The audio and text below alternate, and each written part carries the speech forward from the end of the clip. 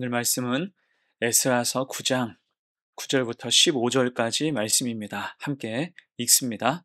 우리가 비록 노예가 되었사오나 우리 하나님이 우리를 그 종살이하는 중에 버려두지 아니하시고 바사 왕들 앞에서 우리가 불쌍히 여김을 입고 소생하여 우리 하나님의 성전을 세우게 하시며 그 무너진 것을 수리하게 하시며 유다와 예루살렘에서 우리에게 울타리를 주셨나이다.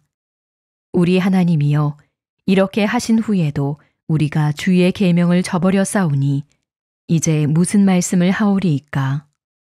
전에 주께서 주의 종 선지자들에게 명령하여 이르시되 너희가 가서 얻으려 하는 땅은 더러운 땅이니 이는 이방 백성들이 더럽고 가증한 일을 행하여 이 끝에서 저 끝까지 그 더러움으로 채웠음이라. 그런즉 너희 여자들을 그들의 아들들에게 주지 말고 그들의 딸들을 너희 아들들을 위하여 데려오지 말며 그들을 위하여 평화와 행복을 영원히 구하지 말라. 그리하면 너희가 왕성하여 그 땅의 아름다운 것을 먹으며 그 땅을 자손에게 물려주어 영원한 유산으로 물려주게 되리라 하셨나이다. 우리의 악한 행실과 큰 죄로 말미암아 이 모든 일을 당하였사오나 우리 하나님이 우리 죄악보다 형벌을 가볍게 하시고 이만큼 백성을 남겨주셨사오니 우리가 어찌 다시 주의 계명을 거역하고 이 가증한 백성들과 통혼하오리이까? 그리하면 주께서 어찌 우리를 멸하시고 남아 피할 자가 없도록 진노하시지 아니하시리이까? 이스라엘의 하나님 여호와여, 주는 의로우시니 우리가 남아 피한 것이 오늘날과 같사옵거늘 도리어 주께 범죄하였사오니 이로 말미암아 주 앞에 한 사람도 감히 서지 못하겠나이다 하니라. 은혜와 회개라는 제목으로 말씀 증거합니다. 기도의 능력이라는 유명한 책을 쓴 E.M. 바운주는 이런 말을 했습니다. 하루가 시작될 때에 하나님을 향한 갈망이 세상에 대한 모든 욕구보다 더 커야 한다. 맞는 말이죠. 하나님에 대한 갈망이 내 욕심과 탐욕보다 더 커야 문제가 생기지를 않습니다. 탐욕이 더 크게 되면 사고 칠 수 있어요. 탐욕은 우리의 영적 분별력을 흐리게 만들고 하나님의 음성을 듣지 못하게 하기 때문입니다. 이에 우리는 이 새벽에 하나님을 향한 갈망이 가득해서 기도함으로 이 하루도 하나님의 뜻대로 신실하고 거룩하게 살아가기를 축복합니다. 자, 그런 영적인 갈망이 있는 기도를 오늘 에스라가 하고 있죠. 어떤 갈망입니까? 성전에서 다시 하나님을 온전히 예배하고 싶은 갈망이에요.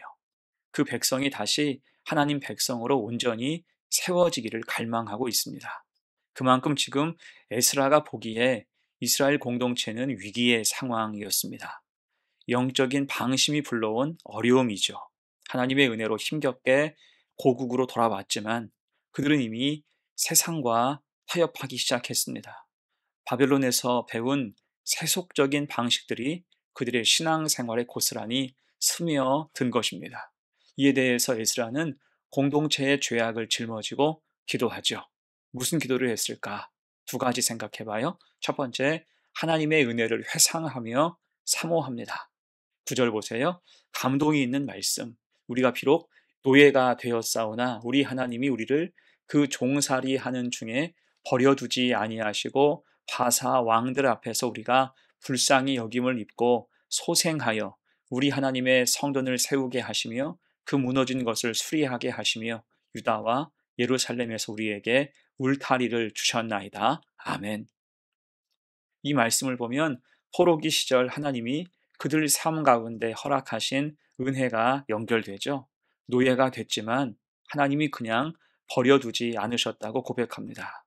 또한 하나님이 불쌍히 여기셔서 다시 성전을 세우게 하시고 무너진 것들을 수리하게 하셨어요. 한마디로 하나님이 울타리가 되어 주셨고 소생케 하셨다. 돌아오게 하셨음을 고백하는 것입니다. 여러분, 그렇습니다. 오직 우리 주님만이 우리 삶의 가장 견고한 울타리가 되어 주시는 거예요. 애초에 울타리가 없는 인생은 불쌍한 인생이죠. 사방에서 적이 침범할 수 있습니다. 하지만 울타리는 우리를 보호해 주죠. 하나님의 은혜가 이와 같다는 것입니다. 신명기 32장에서 말씀해요. 여호와께서 그를 황무지에서 짐승이 부르짖는 광야에서 만나시고 호위하시며 보호하시며 자기의 눈동자 같이 지키셨도다. 아멘.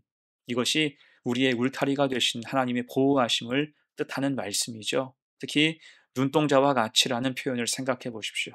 눈동자는 우리 몸에서 가장 연약하고 민감한 부분이에요. 그래서 우리 몸은 본능적으로 눈동자를 지킵니다. 하나님이 그렇게 우리를 지키신다라는 뜻이겠죠.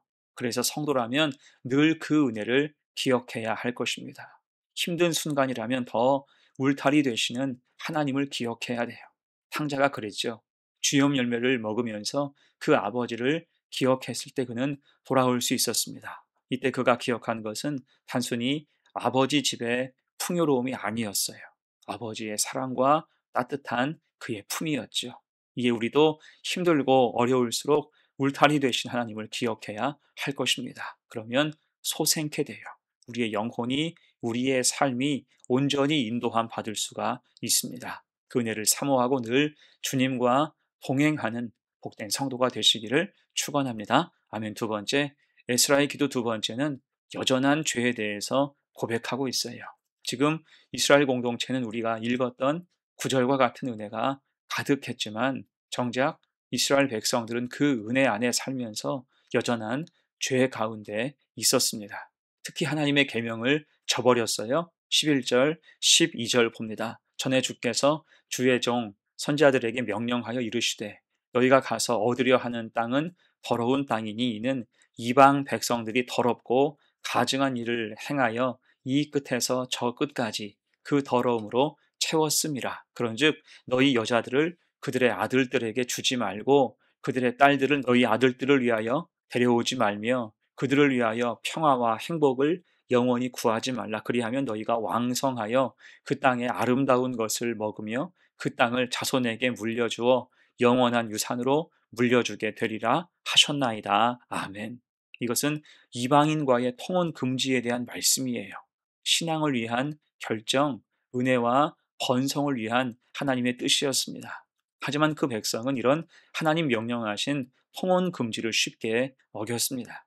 웃기는 것은 지금 이스라엘 백성은 대다수가 바벨론에서 돌아온 사람들이었다는 거예요.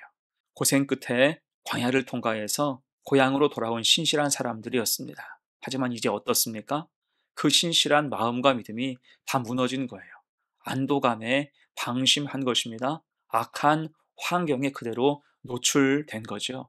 그럴 때 하나님 말씀, 그 명령도 쉽게 저버리게 된 것입니다. 우리도 마찬가지입니다. 어려울 때는 하나님을 찾지만 조금 형편이 나아지면 하나님을 멀리하는 경우가 생깁니다. 광야에서는 간절히 기도했지만 가나안에 들어가면 금방 세상과 타협하기도 하죠. 이것이 인간의 연약함, 죄가 죄인 줄 모르는 인간의 악한 근성이라 할 수가 있습니다. 이에 대해서 오늘 에스라는 회개하는 거예요. 이때 어제도 말씀드렸지만 에스라는 사실 이런 문제와 연관이 없는 사람입니다. 하지만 민족의 죄악을 자신의 죄인 것으로 인식하여서 그는 회개해요.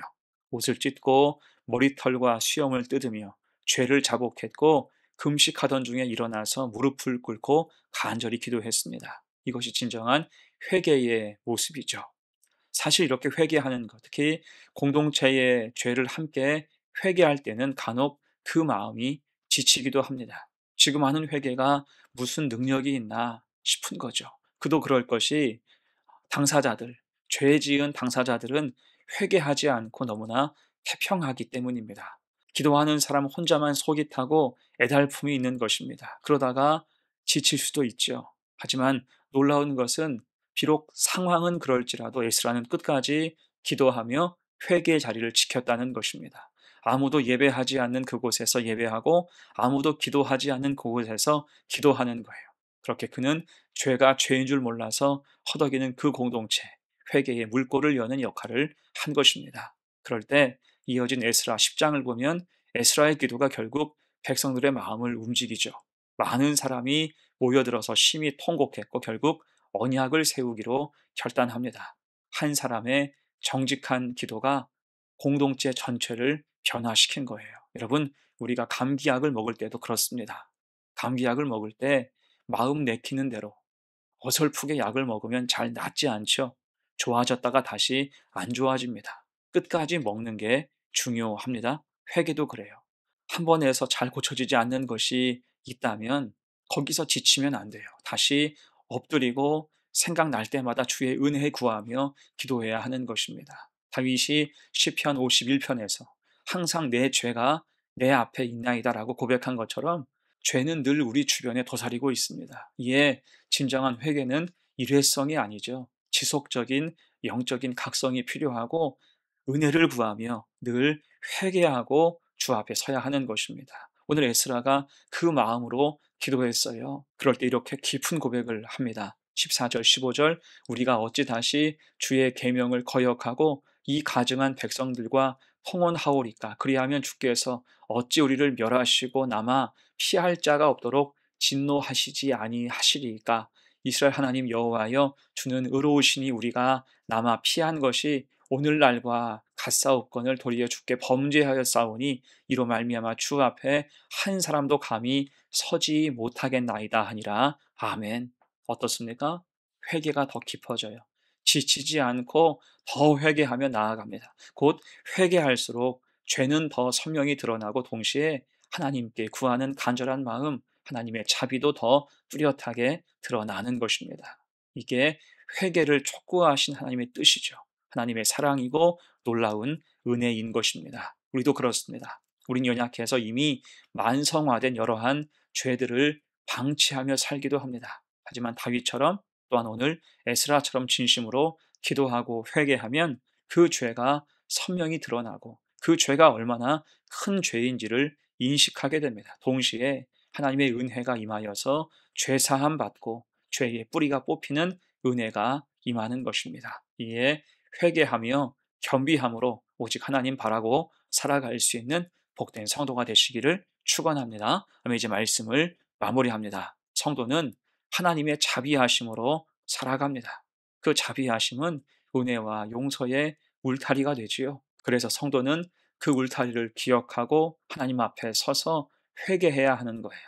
끈질긴 회개를 통해서 하나님이 정결하게 하신 역사가 임하게 되기 때문입니다. 곧 에스라처럼 공동체의 죄를 자신의 죄로 여기며 기도하는 사람, 아무도 회개하지 않을 때 혼자서라도 하나님 앞에 엎드리는 사람, 그런 사람을 통해서 하나님은 역사하시고 은혜 주신다는 것입니다. 그 하나님의 자비하심에 기대어서 늘 기도하여 정결케 되고 속한 곳을 정결하게 하며 거룩한 능력을 힘입어 살아가는 우리 성도들 다 되시기를 간절히 축원합니다. 아멘. 함께 기도합니다. 은혜로우신 하나님, 우리를 버려두지 않으시고 은혜의 울타리로 지켜주심을 감사합니다. 에스라처럼 우리의 죄를 정직히 고백하게 하시고 공동체의 아픔을 함께 짊어지는 기도의 사람 되게 하옵소서. 그래서 하나님의 치유와 회복, 정결하게 하신 은혜가 우리 공동체, 우리 삶 가운데 부어지게 하옵소서. 회개로 다시 일어나게 하시며 하나님의 자비 안에서 늘 믿음의 삶을 사는 복된 성도가 되게 하옵소서. 감사드리며 예수님의 이름으로 기도합니다. 아멘.